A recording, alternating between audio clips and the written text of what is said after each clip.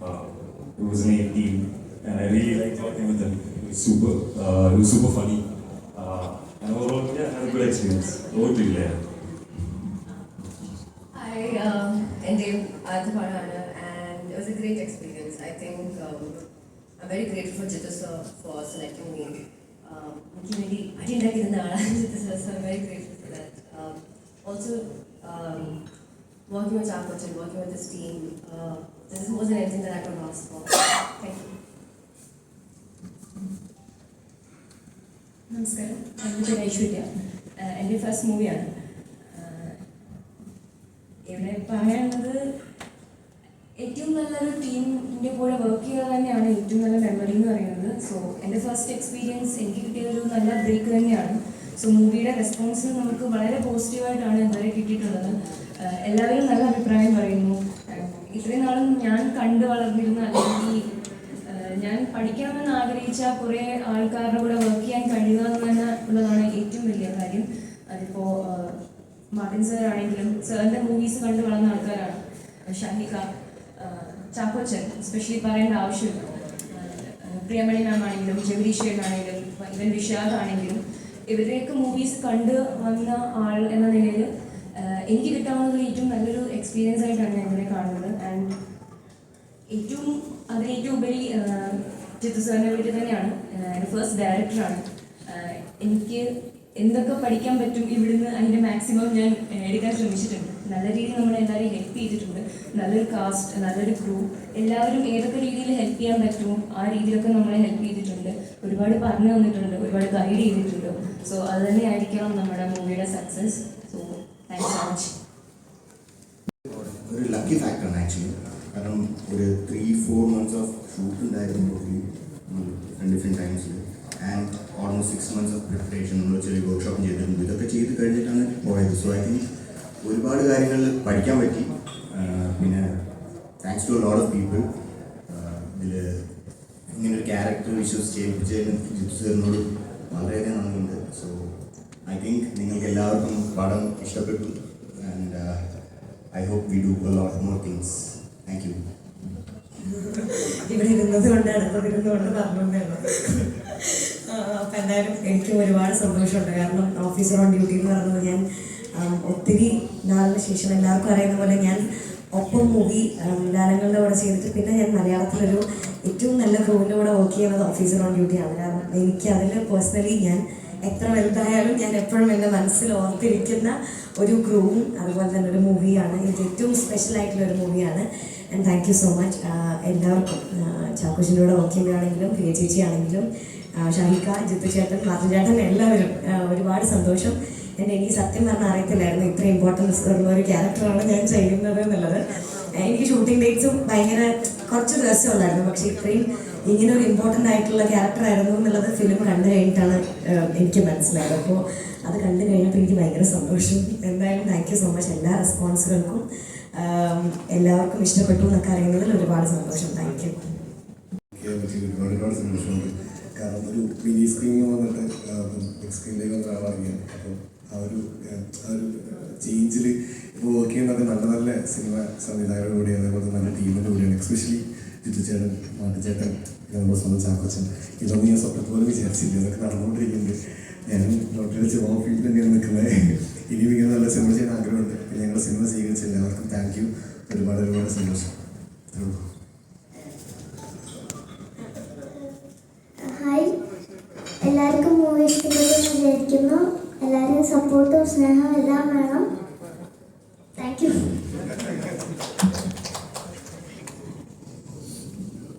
ഈ സ്റ്റോറിയിലേക്ക് എങ്ങനെയാണ് എത്തിയെന്നുള്ളത്?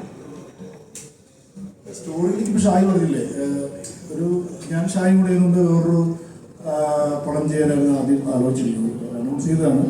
പല കാരണങ്ങൾ കൊണ്ട് അതൊക്കെ ഞാൻ പോസ്റ്റ്പോൺ ചെയ്ത് പോയി. അപ്പം ഞാൻ അതിലേക്കാണ് നായായിട്ട് പോയി വർക്ക് ചെയ്യുന്നത്.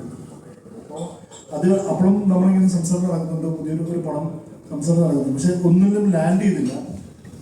അപ്പോൾ അപ്പോഴാണ് ഒരു ദിവസം രാത്രി മാറ്റം വിളിച്ച് പറയുന്നത്, ഷാഹി ഇങ്ങനെ ഒരു സബ്ജക്റ്റ് പറഞ്ഞു, താങ്കൾ കേട്ട് നോക്കാൻ പറഞ്ഞു. അപ്പോൾ അത് കേട്ടപ്പോൾ അതിനകത്ത് ഒരു അതിപ്പം കാണാത്തവർക്ക് ഇഷ്ടം, അതുകൊണ്ട് അത് പറയാൻ പറ്റില്ല. ആ ഒരു എലമെൻ്റാണ്, ഒരു ഫാദറിൻ്റെ ഒരു എലമെൻ്റാണ് ഭയങ്കരമായിട്ട് കുക്കിങ് ആയത്. ആ ഒരു ഇതിൽ നിന്നാണ് പെട്ടെന്ന് നമുക്ക് അതാണ് എനിക്ക് ഭയങ്കര ഞാൻ ഫാദറായ കാരണം എനിക്ക് അതിനകത്ത് ഭയങ്കരമായിട്ട് കണക്ട് ചെയ്യാൻ പറ്റി. ആ ഇതിൽ നിന്നാണ് നമ്മൾ പിടിച്ച് ഒരു ക്യാരക്ടറിലേക്ക് എത്തി. അവിടെ നിന്നാണ് പിന്നെ ഞാനും അന്ന് കൊറോണ സമയമായിരുന്നു. അപ്പോൾ ഞാനും മാർട്ടിനും ഷായ്ക്ക് പുറത്തേക്ക് ഇറങ്ങാൻ പറ്റും പോലീസുകാരനെ കാരണം. അങ്ങനെ ഞങ്ങൾ റിസോർട്ടിൽ പോയി, ഞാനും മാർട്ടിനും ഷായും കൂടെ റിസോർട്ടിൽ പോയി. അങ്ങനെ ഞങ്ങൾ അവിടെ നിന്ന് കുറച്ച് ഡെവലപ്പ് ചെയ്തു. അപ്പോഴാണ് ഈ ക്യാരക്ടർ സ്കെച്ചും പരിപാടിയൊക്കെ ഉണ്ടായത്. അപ്പം ഇത് ചാക്കോച്ചൻ ആ സമയം വരെ ചാക്കോച്ചൻ വേറൊരു പരിപാടിയിലൊക്കെയാണ് ചെയ്തു പോയിരുന്നത്. അപ്പോൾ ചാക്കോച്ചനിലേക്ക് ഒരു ഇൻട്രൊഡക്ഷൻ കൊടുക്കാൻ വേണ്ടിയാണ്. അപ്പോൾ ഞങ്ങളിങ്ങനെ ചർച്ച ചെയ്തപ്പോൾ ഷായി ഇങ്ങനെ പറഞ്ഞു ഇങ്ങനൊരു സീൻ പറഞ്ഞു. അപ്പം നമുക്കെല്ലാം അത് ആ ഇൻട്രൊഡക്ഷൻ സീൻ ഗംഭീര ഒരു സീനായിരുന്നു. അപ്പം അത് വന്ന് അപ്പം തന്നെ ക്യാരക്ടറിലേക്ക് കയറാൻ പറ്റുമെന്ന് തോന്നി. അങ്ങനെ അവിടെ നിന്നാണ് ഞങ്ങൾ ആ പ്ലോട്ടിങ്ങിനെ പിടിച്ച് പോയത്. ഈ സിനിമയ്ക്ക് വേണ്ടിയിട്ട് ഫിസിക്കലി എടുത്ത പ്രിപ്പറേഷൻസ് എന്തൊക്കെയാണ്? ഫിസിക്കലി ഇതിനു വേണ്ടി എനിക്കൊന്നും ചെയ്യില്ല. പക്ഷെ നേരത്തെ പറഞ്ഞാൽ ഞങ്ങൾക്ക് ട്രെയിനിങ് ഉണ്ടായിരുന്നു, നല്ല രീതിയിൽ ഈ ആക്ഷൻ കൊറിയോഗ്രഫി ട്രെയിനിങ്ങും കാര്യങ്ങളൊക്കെ ഉണ്ടായിരുന്നു. അതാണ് ഏറ്റവും എന്താ പറയുക ഇൻറ്റൻസ് ആയിട്ടുള്ള ഒരു ഫിസിക്കൽ ആക്ടിവിറ്റി എന്നുള്ളൊരു പോയിന്റ് ഓഫ് വ്യൂ ഉള്ളൊരു സാധനം. അതല്ലാണ്ട് അങ്ങനെ പിന്നെ ഒബ്വിയസ്ലി അതിൻ്റെ ഒരു ബോഡി ലാംഗ്വേജ് കാര്യങ്ങളൊക്കെ നമ്മൾ ഫിഗർ ഔട്ട് ചെയ്യും. പക്ഷെ അതല്ലാണ്ട് അങ്ങനെ ഇതിന് വേണ്ടി ജിമ്മിൽ പോയി മസിൽ ഉണ്ടാക്കുകയൊന്നും ചെയ്തില്ല. അതിപ്പോൾ വേറെ പടത്തിന് ചെയ്തുകൊണ്ടിരിക്കും. പക്ഷെ ഇതിന് ചെയ്യേണ്ടി വന്നില്ല താങ്ക്ഫുള്ളി. അപ്പോൾ പുതിയ ആളുകളുമായിട്ടുള്ള ഒരു എക്സ്പീരിയൻസ് ഉണ്ടായിരുന്നു. ആക്ഷനിലാണെങ്കിലും പുതിയ ആളുകളുമായിട്ട് എക്സ്പീരിയൻസ് ഉണ്ടോ? അല്ല അടിയും വാങ്ങിയിട്ട് അടി കൊടുക്കുന്നുണ്ട്. അതെങ്ങനെ ഉണ്ടായിരുന്നു? നല്ലൊരു കൊടുക്കൽ വാങ്ങലായിരുന്നു നടന്നുകൊണ്ടിരുന്നത്. അപ്പം ഇതിനു വേണ്ടിയുള്ള പ്രത്യേകിച്ച് ഉള്ള ആക്ഷൻ കൊറിയോഗ്രഫി റിഹേഴ്സൽസ് ഒക്കെ നടന്നിട്ടുണ്ടായിരുന്നു. പക്ഷേ റിയൽ ലൈഫ് ഷൂട്ടിലോട്ട് വന്നപ്പം അതൊക്കെ കാറ്റിപ്പുറത്തേക്കൊണ്ട് വളരെ ആത്മാർത്ഥമായിട്ടാണ് അവർ നമുക്ക് പണി തന്നുകൊണ്ടിരുന്നത്.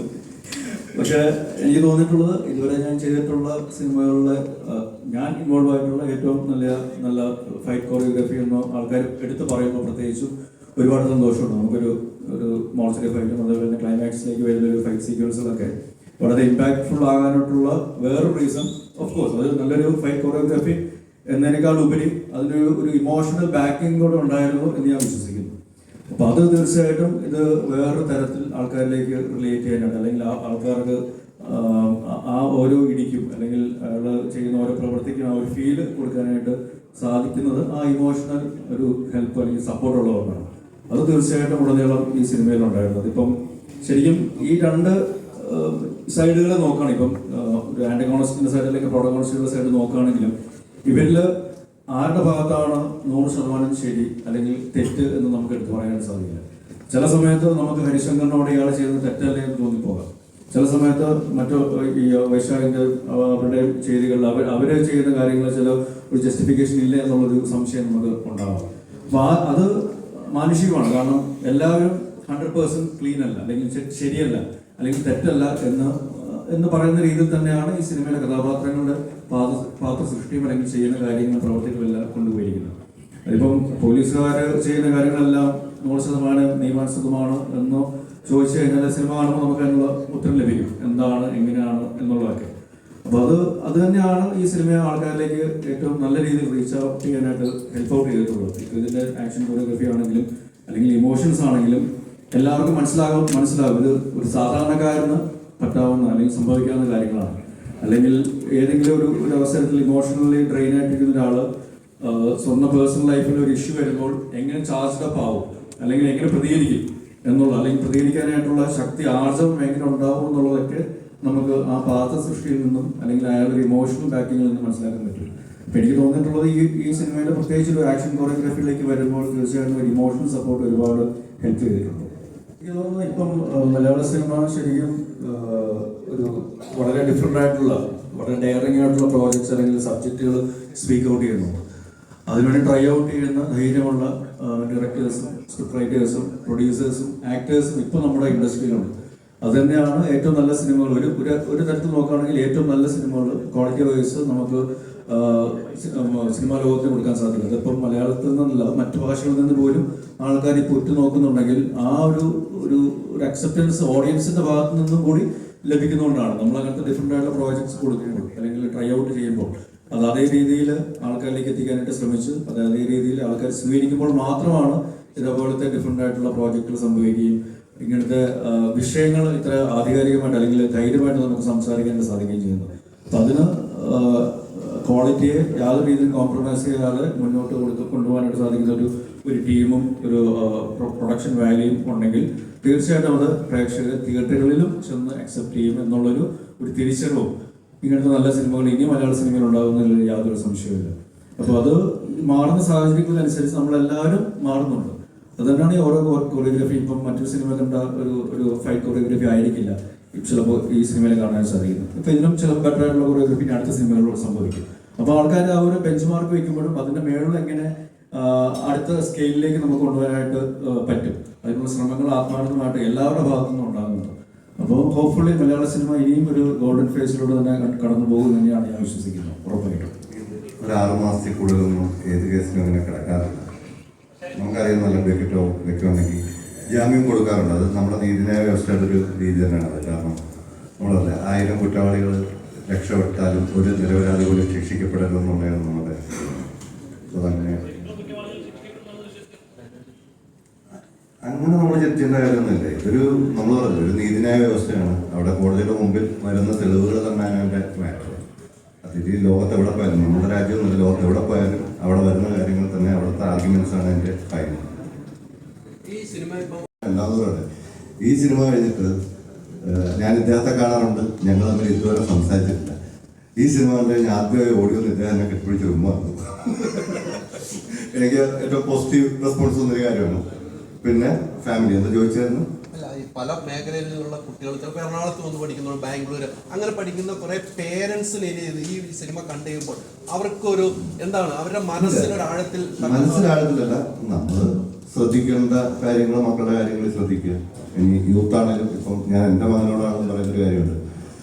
ഡ്രഗ്സ് ഒഴിച്ചിട്ടുള്ള എന്തും ഓക്കെയാണ്, അതിൻ്റെ ഇഷ്ടങ്ങളാണ്.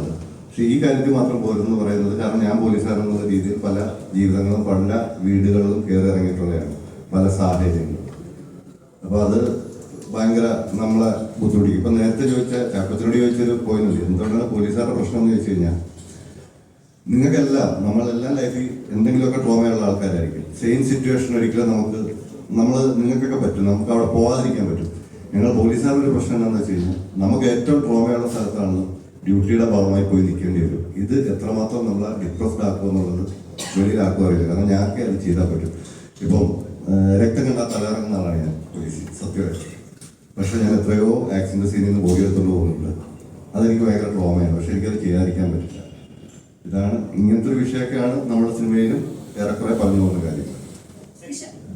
ഹരിശങ്കറിന്റെ കഥാപാത്രം അങ്ങനെ ശരീരത്തിൽ മനസ്സിലൊന്നുമില്ല.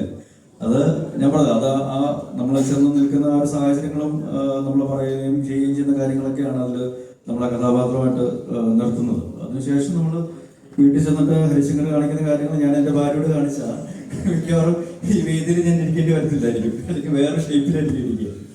പക്ഷെ ഓരോ വ്യത്യസ്തമായ കഥാപാത്രങ്ങൾ ചെയ്യാനുള്ള ഒരു ചാലഞ്ച് ക്രിയേറ്റേഴ്സ് നമുക്ക് ഇട്ട് തരുമ്പോൾ അത് ഏറ്റെടുക്കാനായിട്ട് സാധിക്കുക, അല്ലെങ്കിൽ അങ്ങനത്തെ അവസരങ്ങൾ ലഭിക്കുന്നത് ഒരു അഭിനേതാവ് എന്നുള്ള രീതിയിൽ എനിക്ക് മാത്രമല്ല ഏതൊരു അഭിനേതാവിനും ഒരു എക്സൈറ്റിംഗ് ആയിട്ടുള്ള ഫാക്ടറാണ്. അത് എനിക്ക് തോന്നുന്നു ഇപ്പം മലയാളത്തിൽ ഒട്ടുമിക്ക ആൾക്കാർക്ക് അഭിനേതാക്കൾക്ക് ലഭിക്കുന്നുണ്ട് എന്നുള്ളതാണ്.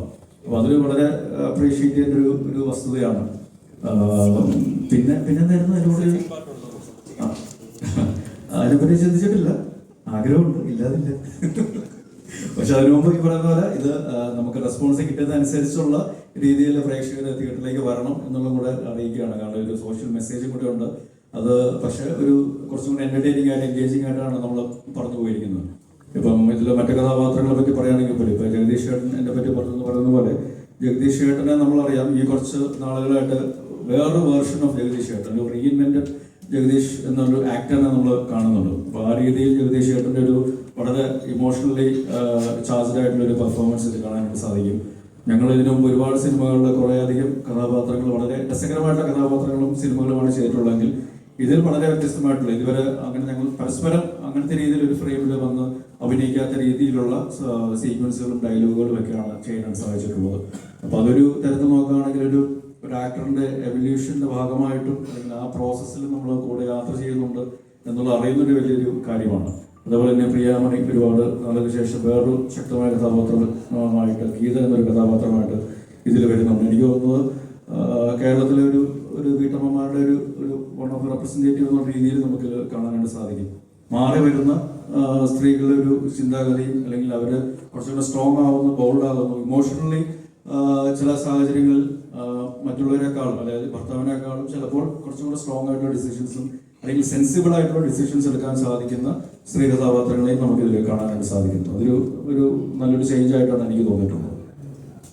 ഫിൽക്കാത്തേക്ക് ഈ ഒരു ജേർണി ഉണ്ടല്ലോ, ഈ ഒരു പറഞ്ഞ പോലെ ഈ ഡാർക്ക് ഷെയ്ഡ്സ് ഉള്ള ക്യാരക്ടർ, ഡാർക്ക് അല്ല എന്നാൽ ട്രഡീഷണലി ഗുഡ് ഗൈസ് അല്ലെങ്കിൽ പ്രൊട്ടാഗനിസ്റ്റ് എന്ന് പറയുന്ന ടൈപ്പ് ക്യാരക്ടേഴ്സ് അല്ലാത്ത വില്ലന്മാരുണ്ട്. ഈ ഒരു ബ്രാൻഡ് ഓഫ് ക്യാരക്ടേഴ്സ് ഇപ്പം നിലവിൽ വന്നുകൊണ്ടിരിക്കുന്ന റോൾസും കുറച്ചൊക്കെ അങ്ങനെയാണ്. ആ ഒരു ജേർണി ഞാൻ എൻജോയ് ചെയ്യുന്നത്. എന്ന് വെച്ചാൽ ഇനി ഇത് മാത്രം ചെയ്യുന്നില്ല, പക്ഷേ ഇപ്പോൾ ഈ പോകുന്ന രീതിയിൽ പോട്ടെ എന്നാണ് എൻ്റെ ഒരു കുറച്ച് എൻജോയ് ചെയ്യാൻ പറ്റുന്നുണ്ട്. ഒരു ഫണ്ണുണ്ട് അതിൽ. നമ്മുടെ ഉള്ളിലുള്ള മറ്റേ പുറത്തിറക്കാൻ പറ്റാത്ത കുറെ കാര്യങ്ങളുണ്ടല്ലോ, അതൊക്കെ ചിത്രത്തിൽ കാണാനുണ്ട്. വലിയ അനൗൺസ്മെന്റ് കാര്യങ്ങളൊക്കെ വരും അതിന്റെ. പക്ഷെ അതിനും ഞാൻ ഇവരോട് ഒത്തിരി താങ്ക്സ് പറയുന്നുണ്ട്. കാരണം ഞാൻ തുടരും ആക്ച്വലി ജാൻ 30th റിലീസ് ചെയ്യാനൊരു സിനിമയാണ്.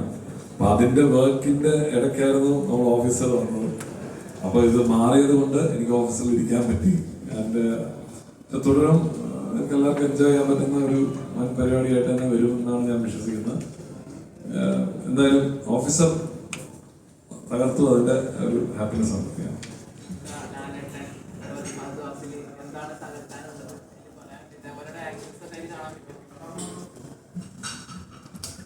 ഞാനൊരു 3 ദിവസം മാത്രമേ അഭിനയിച്ചിട്ടുള്ളൂ. എൻ്റെ പോർഷൻസ് അവരുമായിട്ടുള്ള കോമ്പിനേഷൻസ് കാര്യങ്ങളൊക്കെ ചെയ്യാൻ പോകുന്നേ ഉള്ളൂ.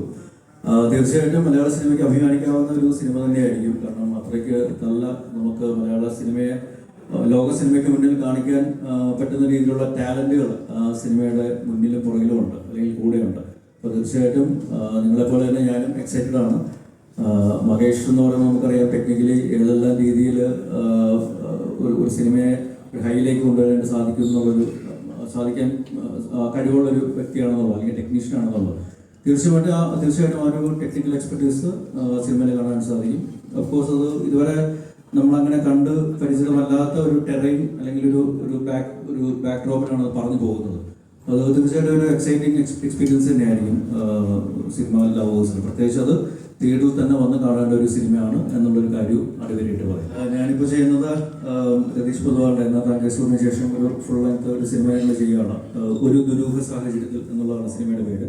അതിൽ കുറച്ചുകൂടെ ഒരു ഫണ്ണും സെറ്റയറും അത്യാവശ്യം ഒരു പൊടിക്ക് ആക്ഷനും കാര്യങ്ങളൊക്കെ ഉണ്ട്. പക്ഷേ അൾട്ടിമേറ്റ് ഔട്ട് ആൻഡ് ഔട്ട് ഒരു കുറച്ചും കൂടി ഒരു ഹ്യൂമറും കാര്യങ്ങളൊക്കെ ഉള്ളൊരു സിനിമയായിരിക്കും. അതിൽ ദിലീഷ് പോത്തൻ, സജിൻ ഗോപു, നമ്മുടെ ബെഞ്ചമിൻ ബോയ്സ് ഡയറക്ട് ചെയ്ത് ചിദംബരം അഭിനയിക്കുന്നുണ്ട്. പിന്നെ ജാഫർ ഇടുക്കി, സുധീഷ്, ഇങ്ങനെ ഒരു പറ്റം നല്ല ടാലന്റുകളുണ്ട്. തീർച്ചയായിട്ടും അത് വേറെ രീതിയിൽ ആൾക്കാരെ എൻ്റർടൈൻ ചെയ്യുന്ന ഒരു സിനിമയായിരിക്കും.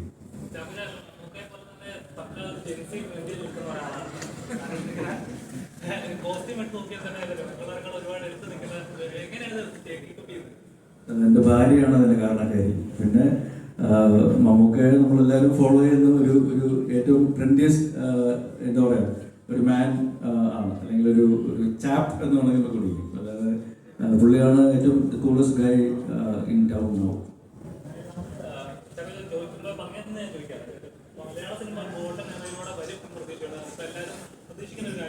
പക്ഷേ ഈ പറഞ്ഞ പോലെ നല്ല സിനിമകൾ വരുമ്പോഴും നിർമ്മാതാക്കൾക്ക് ലാഭം ഉണ്ടാകുന്നില്ല. ഇപ്പം നമ്മൾ നടക്കുന്ന കാര്യങ്ങളൊക്കെ അറിയുന്നുണ്ടാവുമല്ലോ. അപ്പോൾ ശരിക്കും ഞാൻ വിശ്വസിക്കുന്നുണ്ട് നിർമ്മാതാക്കൾ കൃത്യമായി ലാഭം കിട്ടുന്നില്ല. അത് സിനിമകൾ ഇച്ചിലൂടെ നല്ല ട്രാക്കിൽ പോകണം. നല്ല സിനിമകൾ ഓടുന്ന സിനിമകൾക്ക് നിർമ്മാതാക്കൾക്ക് ലാഭം കിട്ടുന്നുള്ളത് തന്നെയാണ് വിശ്വസിക്കുന്നത്. കാരണം ഞാനും ചില സിനിമകളുടെ നിർമ്മാണ പങ്കാളിയായിട്ടുള്ളതാണ്. അപ്പോൾ ആ രീതിയിൽ നോക്കുകയാണെങ്കിൽ ഞാൻ സാറ്റിസ്ഫൈഡ് ആയിട്ടുള്ള ആളാണ്. പക്ഷേ നമ്മൾ ചെയ്യുന്ന പ്രോഡക്റ്റ് അത് എല്ലാം പ്ലാൻ ചെയ്ത പോലെ സംഭവിക്കണമെന്നില്ല. ഇപ്പോൾ സിനിമയുടെ കാര്യമാണെങ്കിലും ഈ 2020 പോലെയാണ്. ഏത് നിമിഷവും പല കാരണങ്ങൾ കൊണ്ട് റിസൾട്ട് വേറെ രീതിയിൽ മാറ്റിമറിക്കപ്പെടാം. അപ്പോൾ നമ്മൾ മാക്സിമം ട്രൈ ഔട്ട് ചെയ്യുന്നു, മാക്സിമം ഔട്ട്പുട്ട് കൊടുക്കാനായിട്ട് ശ്രമിക്കുന്നു.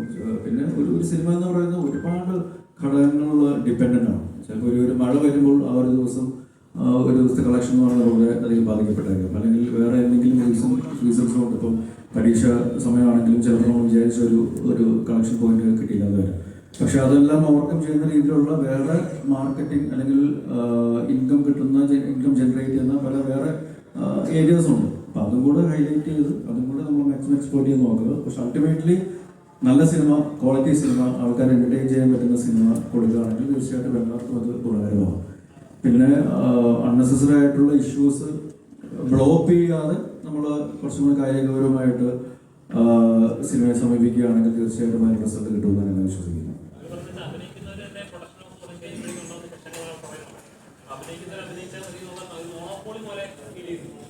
എല്ലാം ഓരോരുത്തരുടെ വ്യക്തിപരമായ അഭിപ്രായങ്ങളുണ്ടാവും, സംഘടനാപരമായിട്ടുള്ള അഭിപ്രായങ്ങളുണ്ടാവും. പക്ഷെ അതെല്ലാം മാറ്റുന്ന രീതിയിൽ ഓഫീസർ ഓൺ ഡ്യൂട്ടി നിങ്ങൾ ഓടിച്ച് കാണിച്ചാൽ ഇതൊക്കെ സോൾവ് ആവുമെന്നാണ് എനിക്ക് തോന്നുന്നത്. അപ്പോൾ അതുകൊണ്ട് തീർച്ചയായിട്ടും ഓഫീസർ ഓൺ ഡ്യൂട്ടി നിങ്ങൾ തിയേറ്ററിൽ വിജയിപ്പിക്കേണ്ടത് നിങ്ങളുടെ കൂടെ ഒരു ഉത്തരവാദിത്തമാണ് എന്ന് ഓർമ്മിപ്പിക്കുന്നു. Anyways thank you. കാരണം ഒരുപാട് സന്തോഷമുണ്ട്. ഒരു ഏറ്റവും നല്ല രീതിയിൽ ഇത് നമ്മൾ ഏത് രീതിയിലാണോ ഇത് പ്രേക്ഷകരിലേക്ക് കൊണ്ടുവരാനായിട്ട് ശ്രമിച്ചിട്ടുള്ളത് ആ രീതിയിൽ സിനിമ കണക്റ്റഡ് ആവുന്നു എന്നറിയുന്നതിന്, ആ ഒരു ഫീഡ്ബാക്ക് തന്നതിന്, ആ ഒരു അക്സെപ്റ്റൻസ് തന്നതിന് ഒരുപാട് നന്ദി അറിയിക്കുകയാണ്. So do watch it in theatres. കാരണം അത്രയ്ക്ക് ഈ സിനിമയുടെ ക്വാളിറ്റിയിൽ യാതൊരു കോംപ്രമൈസും ചെയ്യാത്ത ഒരു ടീം ഇതിൻ്റെ കൂടെയുണ്ട്, അല്ലെങ്കിൽ മുന്നിലും പിന്നിലുമുണ്ട്. അപ്പോൾ ആ രീതിയിൽ ഒരു തിയേറ്ററിൽ എക്സ്പീരിയൻസ് ഡിസേർവ് ചെയ്യുന്ന, ഡിമാൻഡ് ചെയ്യുന്ന സിനിമയാണ്. തീർച്ചയായിട്ടും അതുപോലെ കാണുക. Thank you for all the love.